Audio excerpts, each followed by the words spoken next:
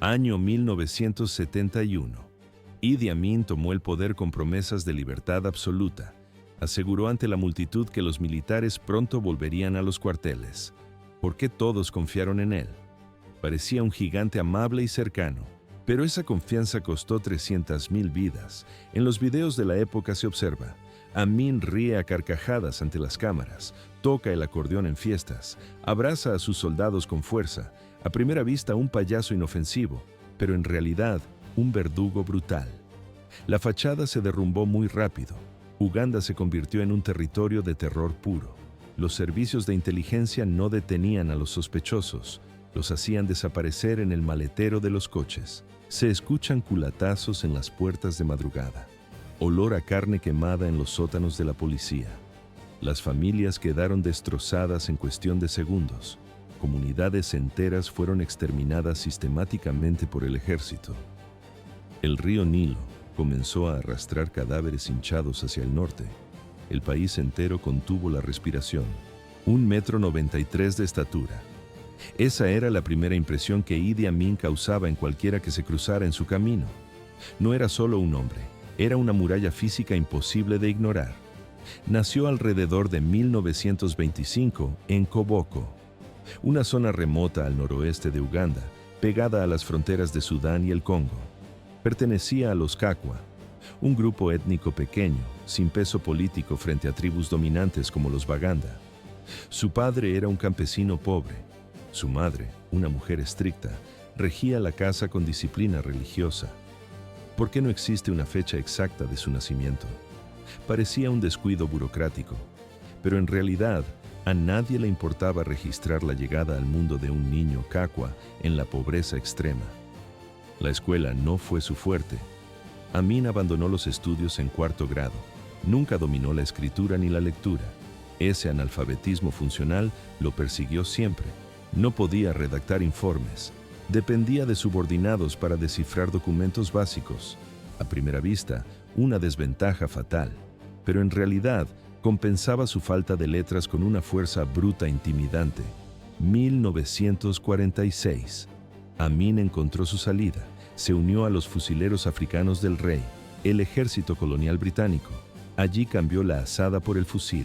Recibió uniforme, botas y un salario regular. Lo enviaron a Birmania en los últimos suspiros de la Segunda Guerra Mundial. Luego a Somalia. Pero fue en Kenia donde todo cambió. Década de los 50. La rebelión del Mau Mau amenazaba el control británico. Amin fue enviado a sofocarla. Allí, su violencia dejó de ser una herramienta y se convirtió en su firma. Se ganó una reputación oscura. Los testigos relatan escenas crudas, prisioneros ejecutados sin juicio. En los informes de campo se describe cuerpos decapitados expuestos en los caminos como advertencia. Los oficiales británicos conocían estos excesos, veían la brutalidad, pero necesitaban resultados. Amin aplastaba las revueltas con eficacia, así que siguieron firmando sus ascensos. Para 1959 ya era sargento, el rango más alto permitido para un soldado africano negro en aquel sistema racista. Su tamaño físico y su lealtad ciega lo hacían destacar. Pocos africanos lograban subir tanto en el escalafón, pero la historia estaba a punto de girar. 1962. Uganda se acercaba a la independencia. Milton Obote, el primer ministro, analizó el tablero. Vio en Amin un recurso valioso. Lo ascendió rápidamente. Lo convirtió en comandante del ejército. Obote no buscaba un estratega, buscaba un ejecutor, un perro de presa que mordiera cuando se le ordenara. Durante años, Amin cumplió ese rol. Silenciaba a la oposición, dispersaba manifestaciones, pero la tensión creció. 1966. Obote enfrentaba escándalos de corrupción masiva, temía un golpe de Estado. Necesitaba reafirmar su autoridad con sangre. Su objetivo era el reino de Buganda, la fuerza tradicional más poderosa del país. Decidió romper su influencia para siempre. Obote dio la orden. Amin movilizó las tropas. El objetivo, el palacio del Kabaka, el rey de Buganda. No fue una operación policial, fue un asalto militar completo. Se escucha el estruendo de los proyectiles impactando los muros. Los soldados de Amin tomaron el complejo. Saquearon las habitaciones reales. Destruyeron símbolos centenarios, dispararon contra civiles desarmados. El Kabaka, Mutesa II, apenas logró escapar. Saltó un muro trasero y huyó al exilio en Londres bajo la lluvia. El ataque dejó al país paralizado por el miedo. Obote había demostrado su fuerza, y Amin, una vez más, había demostrado que no le temblaba la mano. Ser el número 2 ya no bastaba. Idi Amin había probado el poder y quería más. Su brutalidad al aplastar el reino de Buganda le ganó una fama oscura pero útil. Ciertos grupos lo idolatraban, especialmente los soldados del norte que admiraban su mano dura. ¿Por qué lo seguían ciegamente? Parecía lealtad militar, pero en realidad Amin construía una milicia personal basada en la sangre. Reclutaba en silencio. Llenó las filas con hombres de su propia etnia, los Kakwa. También trajo a miembros de otras tribus del norte. Todos se sentían excluidos por los aliados sureños del presidente Milton Obote. A finales de los años 60, la desconfianza creció. Obote comenzó a sospechar de su general. La tensión entre ambos hombres se volvió palpable en los pasillos del gobierno. El presidente intentó maniobrar. Trató de limitar el poder de Amin mediante decretos y órdenes. Fue un error de cálculo. Llegó demasiado tarde. A primera vista, Obote seguía siendo el jefe de Estado, pero en realidad, los fusiles ya obedecían a otro dueño. En un país donde las armas dictaban la política, esa lealtad lo era todo. Pero esto era solo el principio. 25 de enero de 1971. Milton Obote voló a Singapur para asistir a una reunión de la Commonwealth. Dejó la capital desprotegida. Amin aprovechó el vacío. Se escucha el rugido de los motores diésel. Los tanques rodaron por las calles de Kampala. Se levantaron barricadas en los cruces clave. Pelotones armados ocuparon las estaciones de radio. El golpe fue rápido, quirúrgico. En las primeras horas no hubo combates. Cuando Obote recibió la noticia, ya no tenía poder. Su gobierno se había disuelto en su ausencia.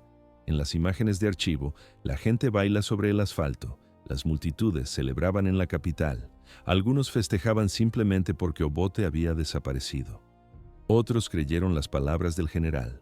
Amin prometió paz, habló de unidad, juró acabar con la corrupción. Para muchos ugandeses, aquel discurso sonaba a esperanza tras años de conflictos políticos. La cámara enfoca su rostro sonriente y tranquilo. Nadie sospechaba la verdad.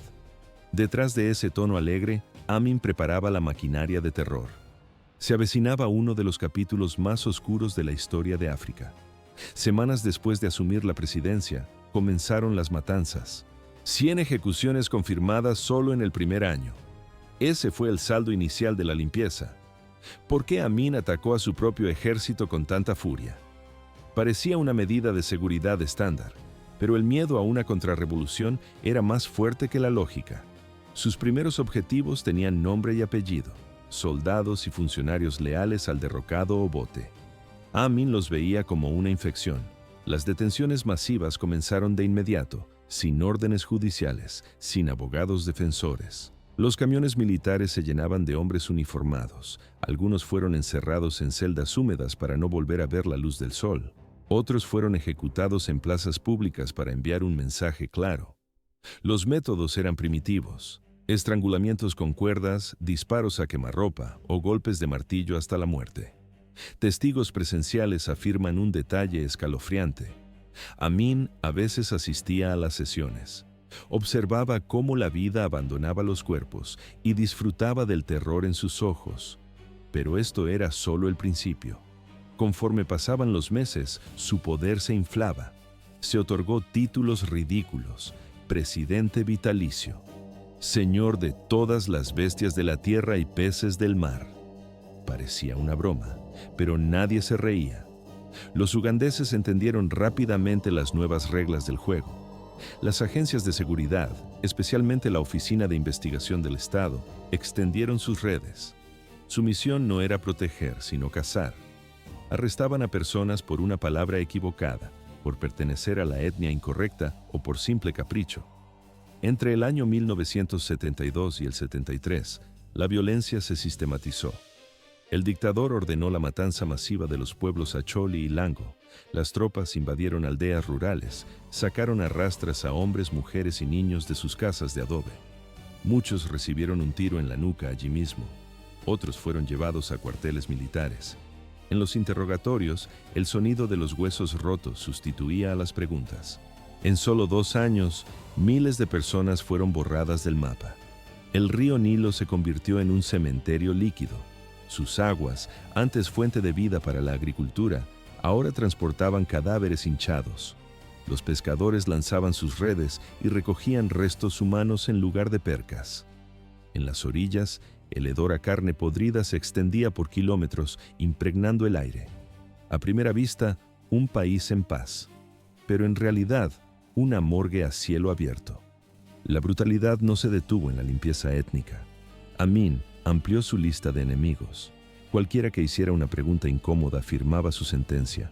Estudiantes tiroteados por protestar, médicos desaparecidos por mencionar el colapso sanitario, periodistas golpeados hasta la muerte por intentar contar la verdad. Incluso los jueces, supuestos garantes de la ley, cayeron. Uno de los crímenes más impactantes ocurrió en 1972. Benedicto Kiwanuka, el primer presidente del Tribunal Supremo Africano de Uganda, un líder respetado por todos. En el reporte policial no oficial se lee: secuestrado a plena luz del día. Los soldados de Amin lo interceptaron, lo golpearon y lo metieron en un vehículo militar. Fue torturado salvajemente antes de ser ejecutado. Su único crimen fue atreverse a cuestionar las acciones del dictador. Su muerte paralizó a la nación. Demostró que si la máxima autoridad judicial podía ser asesinada sin consecuencias, nadie estaba a salvo. Así se consolidó el terror absoluto. Año 1972. Una sola orden destruyó la economía de toda una nación. El dictador Idi Amin tomó una de sus decisiones más destructivas. Hizo el anuncio por la radio estatal: 90 días. Ese era el plazo límite para la comunidad asiática de Uganda. Tenían 3 meses exactos para irse del país. Casi 60.000 personas, en su mayoría de ascendencia india y pakistaní, entraron en pánico. Se vieron obligados a empacar sus vidas en cajas de cartón. Tuvieron que abandonar todo lo que poseían, cerrar las puertas de sus casas y no volver jamás. ¿Eran estos asiáticos realmente extranjeros invasores, como decía Amin? Parecía la excusa perfecta. Pero la historia decía otra cosa. Muchas de estas familias llevaban en Uganda 3 o 4 generaciones. No eran turistas. Sus antepasados llegaron bajo el dominio británico a principios del siglo XX. Fueron traídos como mano de obra barata para construir el ferrocarril de Uganda. Colocaron los rieles bajo el sol abrasador. Cuando terminaron las vías, se quedaron. Abrieron pequeñas tiendas de abarrotes, trabajaron la tierra. Décadas después, en los años 60, controlaban gran parte del comercio minorista. Poseían fábricas de acero y textiles, gestionaban los bancos y el suministro de mercancías. Eran el motor que mantenía la economía en marcha. Pero Amin los acusó de sabotaje. Dijo que explotaban a los africanos y acaparaban la riqueza. En las grabaciones de la época se ve: Amin gesticula con furia desde el podio ante miles de personas. El discurso funcionó. Explotó una ira que llevaba años hirviendo. Muchos ugandeses vivían en la pobreza y miraban con recelo el éxito de los comerciantes asiáticos. Amin usó ese resentimiento. Se presentó como el héroe que defendía a los pobres frente a los explotadores. A primera vista, una medida de justicia social, pero en realidad un suicidio nacional. Al expulsarlos, Amin no solo echó gente. Eliminó a los trabajadores más cualificados, a los empresarios y a los gerentes financieros. El impacto fue inmediato. Las tiendas que vendían desde ropa hasta jabón amanecieron cerradas. Las fábricas detuvieron sus máquinas porque no quedaba nadie que supiera operarlas. El silencio llenó las zonas industriales. Las granjas productivas fueron confiscadas. Amin se las entregó a sus amigos y oficiales militares, hombres con fusiles que no sabían nada de agricultura. Pero esto era solo el principio del desastre. En cuestión de semanas, las cosechas se pudrieron en los campos. Nadie las recogió. La escasez de productos básicos golpeó las calles. La economía colapsó a una velocidad aterradora. Uganda, conocida entonces como la perla de África, se desmoronó de la noche a la mañana. La inflación se disparó. La comida desapareció de los mercados locales. Las familias comunes luchaban por conseguir pan, azúcar o sal. Los hospitales dejaron de recibir medicinas porque las empresas de importación ya no existían. A Amin no le importaban los daños. Usó las casas y negocios robados como premios para comprar lealtad. Para muchos ugandeses pobres, el saqueo pareció justicia al principio. Rompieron escaparates y ocuparon viviendas. Pero los nuevos dueños llevaron los negocios a la quiebra en tiempo récord. En lugar de crear prosperidad, el país se hundió más en el hambre. El costo humano fue igual de severo. Familias enteras fueron destrozadas. La orden limitaba el equipaje. Muchos salieron de Uganda con una sola maleta en la mano. Dejaron atrás propiedades construidas con el esfuerzo de un siglo. Los niños fueron sacados de las escuelas a la fuerza. En el encuadre de los noticieros, el aeropuerto de Entebbe, abarrotado de gente desesperada. El caos dominaba las terminales. Algunos niños fueron separados de sus padres en el tumulto para abordar los aviones. Reino Unido recibió a 27,000 refugiados, ya que muchos tenían pasaportes británicos. Canadá acogió a unos 7,000. Otros huyeron hacia Kenia, Tanzania y Estados Unidos. Lograron rehacer sus vidas en el extranjero, pero el dolor de perderlo todo en un instante nunca desapareció. Quedarse era una sentencia de muerte. No todos lograron salir a tiempo. Aquellos que resistieron la orden de Amin o intentaron ocultar sus propiedades pagaron el precio. Las fuerzas de seguridad organizaron redadas nocturnas, irrumpieron en las casas y realizaron arrestos masivos. Se escuchaban los motores de los jeeps militares y gritos en la oscuridad. Muchos de los detenidos nunca volvieron a ver a sus seres queridos. Su rastro se borró para siempre. Cero esperanzas. Miles de familias nunca volvieron a ver a sus seres queridos. Mientras los ugandeses corrientes luchaban por un trozo de pan, Idi Amin vivía en otra realidad. Llenó sus palacios con muebles de caoba y coches importados. Camiones militares descargaban cajas de champán francés y whisky escocés. A primera vista, un líder próspero, pero en realidad, un parásito de su propio pueblo. Los hospitales se quedaron sin vendas y sin penicilina. Pero en el palacio, la fiesta no paraba. El sonido de los corchos estallando ahogaba los gritos de hambre. Ministros y soldados bebían hasta el amanecer. Los invitados extranjeros disfrutaban de montañas de comida exótica, desconectados de la miseria que había tras las rejas. Su vida personal era un exceso matemático. Se casó con al menos 5 mujeres y engendró más de 40 hijos. ¿Por qué Amin exhibía tanto a su familia ante las cámaras? Parecía un padre orgulloso, pero era solo una fachada para ocultar el terror doméstico. Tras los muros del palacio reinaba el caos. Exigía obediencia total a sus esposas e hijos. Una mirada equivocada significaba un castigo físico. Cualquier sospecha de deslealtad terminaba en sangre. Pero esto era solo el principio del horror. Uno de los episodios más oscuros ocurrió en 1974. Kai Amin, su tercera esposa, murió repentinamente. El régimen emitió un comunicado. Un simple accidente. Nadie lo creyó. La verdad emergió poco después y era espantosa. Su cuerpo fue descubierto en la morgue del hospital. No estaba entero. Faltaban extremidades y presentaba mutilaciones quirúrgicas. En los informes forenses se lee: el cuerpo fue desmembrado y vuelto a coser de forma grotesca. Muchos señalaron al propio Amin como el verdugo. Creía que ella le había sido infiel. Los médicos que vieron el cadáver temblaban de miedo. No solo se callaron. Algunos desaparecieron días después para siempre. Amin quería borrar las huellas. Kay no fue la única víctima. Otras esposas susurraban sobre palizas sistemáticas y humillaciones constantes. Amin trataba a las mujeres como objetos de su propiedad. Forzaba a jóvenes a mantener relaciones con él. Si se resistían, la respuesta era brutal: secuestros, amenazas o ejecuciones. Era su forma de demostrar que su poder no tenía límites, ni siquiera dentro de su propio dormitorio. Luego la situación empeoró.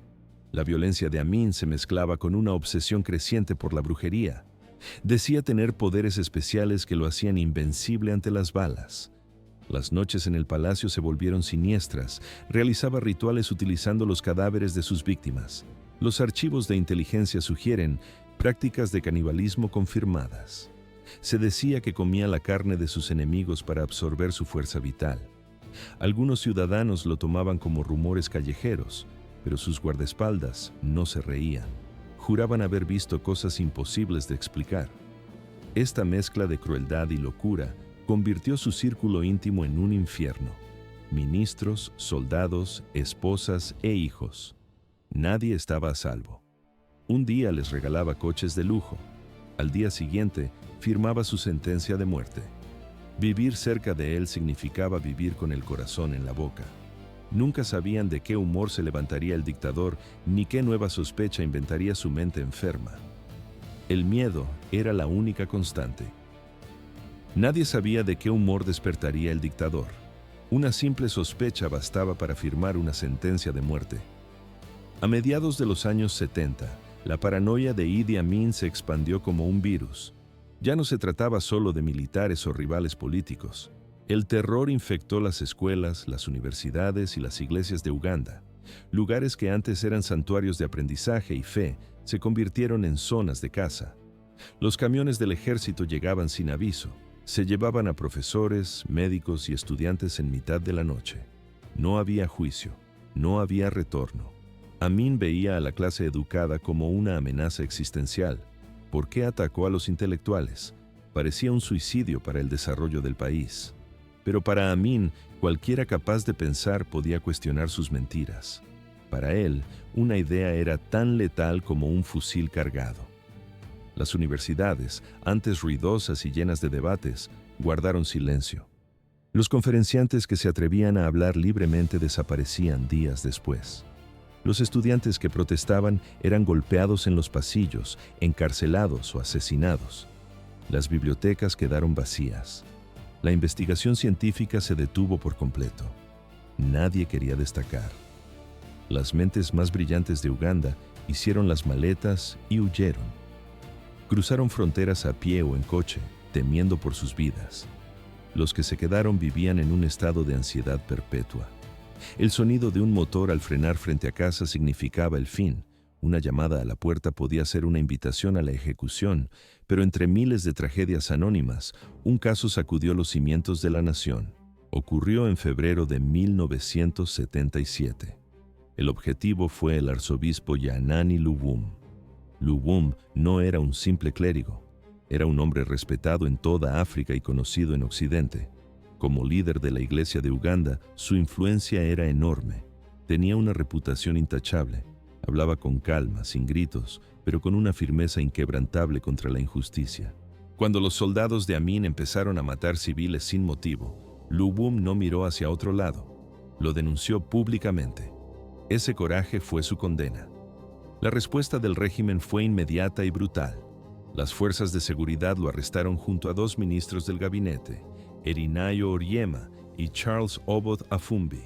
Se los llevaron a la fuerza. Horas después, la radio estatal emitió un comunicado oficial. El gobierno afirmó que los 3 hombres habían sido sorprendidos conspirando contra el Estado. La versión oficial decía que, mientras eran transportados para ser interrogados, intentaron secuestrar al conductor. El comunicado aseguraba que Luwum había muerto en un accidente de tráfico durante el forcejeo. Pero nadie creyó el accidente. A primera vista, un choque fortuito, pero en realidad, una ejecución sumaria. La verdad salió a la superficie casi de inmediato. Varios testigos revelaron los hechos. Luwum no murió en la carretera. Fue llevado a una ubicación secreta. Allí fue golpeado con saña. Luego, le dispararon. Cuando entregaron el cuerpo a los familiares, la evidencia era innegable. En el cadáver se veían claramente las heridas de bala, una de ellas, a quemarropa, en la boca. No había señales de accidente de tráfico. Había sido un asesinato a sangre fría.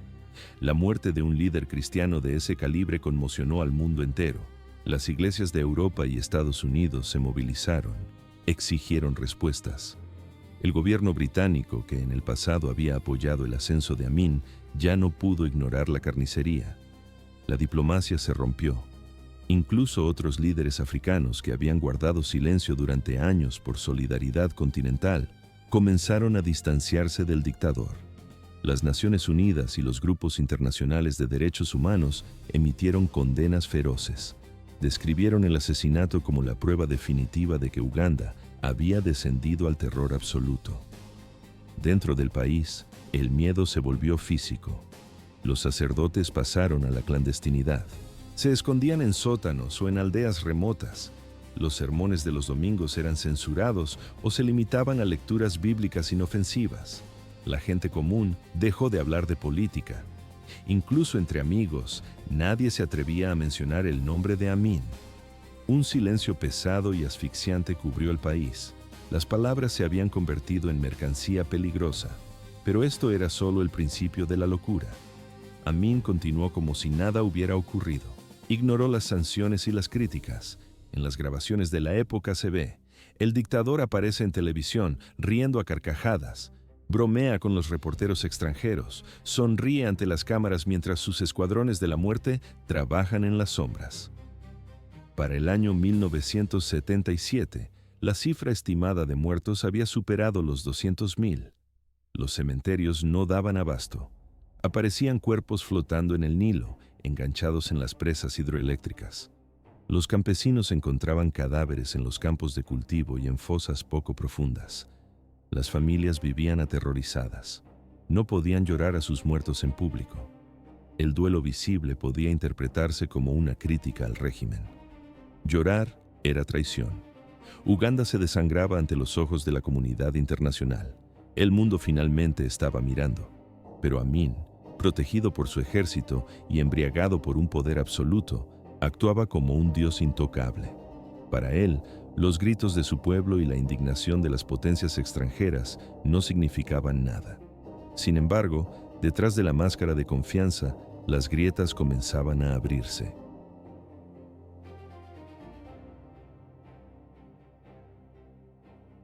«1978. Fue el año en que la máscara se rompió definitivamente. La economía de Uganda colapsaba. Los estantes de las tiendas estaban vacíos y la inflación devoraba los ahorros. Los soldados, sin paga, robaban a los civiles para sobrevivir. El miedo ya no era suficiente para mantener el orden. ¿Por qué Amin decidió invadir Tanzania en ese momento? Parecía un suicidio militar. Pero el dictador necesitaba desesperadamente una distracción. Buscaba desviar la atención de la crisis interna y reclamar nuevas tierras para calmar a sus tropas. Fue un error de cálculo fatal. Su ejército ya no era una fuerza de combate. Años de purgas, corrupción y ejecuciones habían destruido la cadena de mando. Los oficiales competentes estaban muertos o exiliados. Los tanques no tenían mantenimiento. La moral estaba por los suelos. Muchos soldados luchaban únicamente por terror a su propio comandante, no por lealtad a la bandera. Julius Nyerere, presidente de Tanzania, no dudó ni un segundo. Su respuesta fue inmediata. Sobre el papel, el ejército tanzano era más pequeño, pero tenían algo que a Amin le faltaba: disciplina y un propósito claro. Además, no estaban solos. Miles de exiliados ugandeses se unieron a las filas tanzanas. Eran hombres leales al expresidente Milton Obote. Buscaban venganza. Lanzaron un contraataque devastador. La resistencia de Amin se desmoronó como un castillo de naipes. El ejército ugandés no pudo soportar la presión.